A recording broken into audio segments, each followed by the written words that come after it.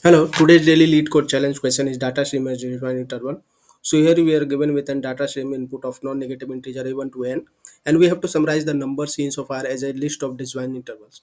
So I have made a small presentation regarding the question and explaining the example which is been given in the question, and then I will explain my approach, and then we will code this question, and then after I will explain my code, and let's try to submit the question in Java and C++. Right. So the question name is data stream as disjoint intervals. Right. So here we are given three functions to implement. First of them is summary ranges, which is the name of class and the constructor itself. So we have to initialize our container, which we will use to uh, find the disjoint intervals. Right. And the next function is add numbers, which will add that number into our container and into our stream, which has been holding our value, right? And another function that we have to implement is get intervals, which will return the set of disjoint intervals which are formed from the number seen so far. Like, what is disjoint set interval? So disjoint set interval is being formed from the non-neighbor intervals, right? Suppose if I have a number 5, 6, 7, 8, so these are contiguous stream, and a interval from them is 5 to 8, right? And if I have a stream of number 5, 6, 7, 8, and 11, then my intervals and then disjoint interval will be 5 to 8 and 11, right?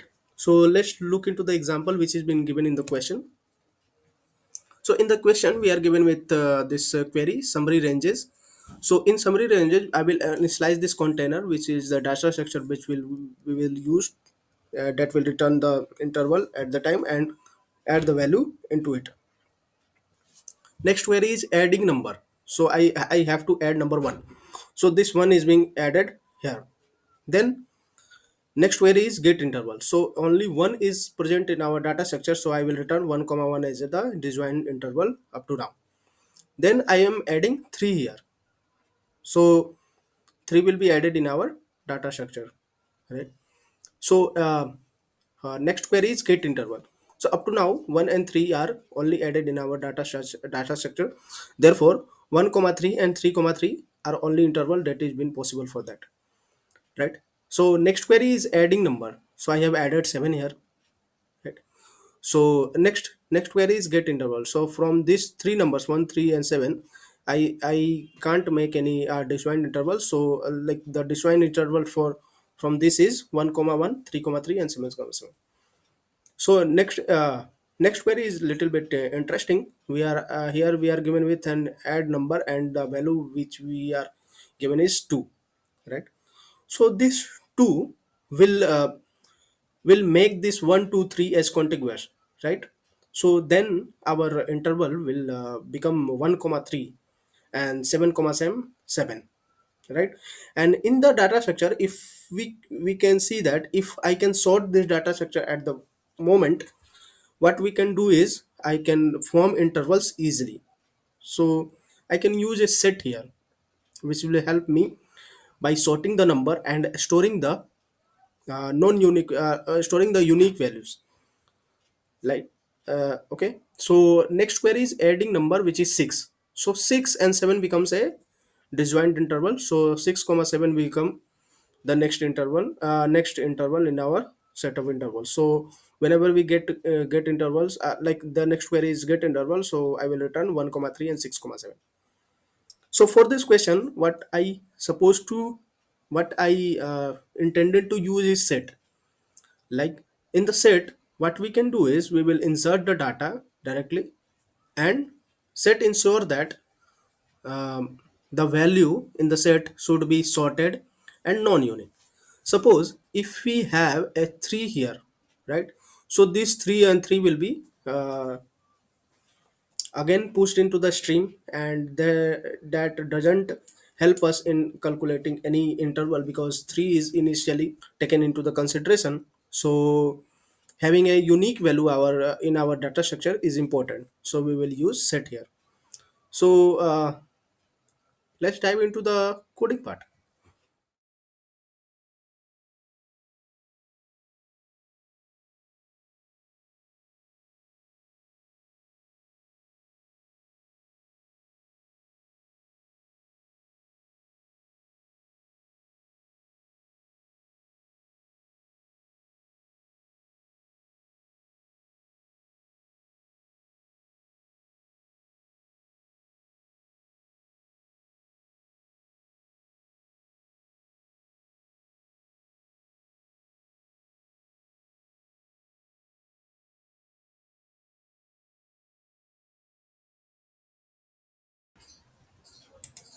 So in my code, instead of using a simple hash set, what I have used here is tree set.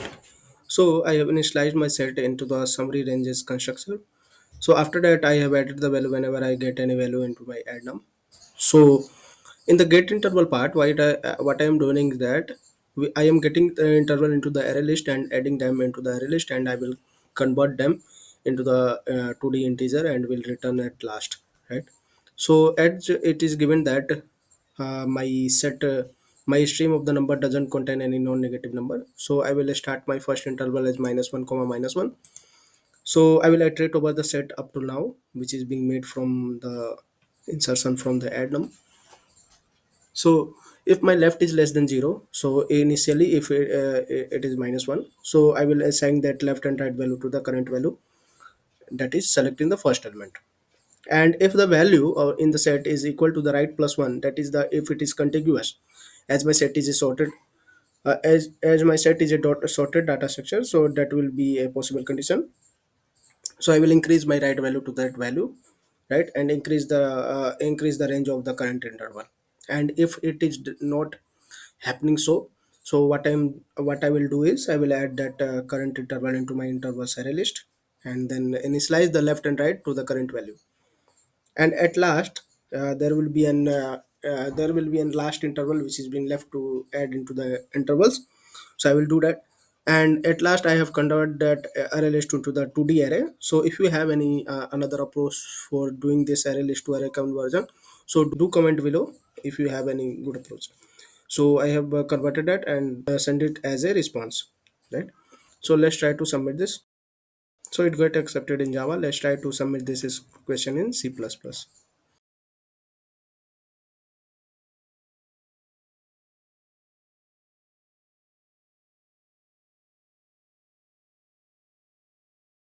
So the test case given in the question is passing. Let's try to submit this question. So it got accepted in C++ as well. I hope you like the video. Thank you for watching. See you in next one.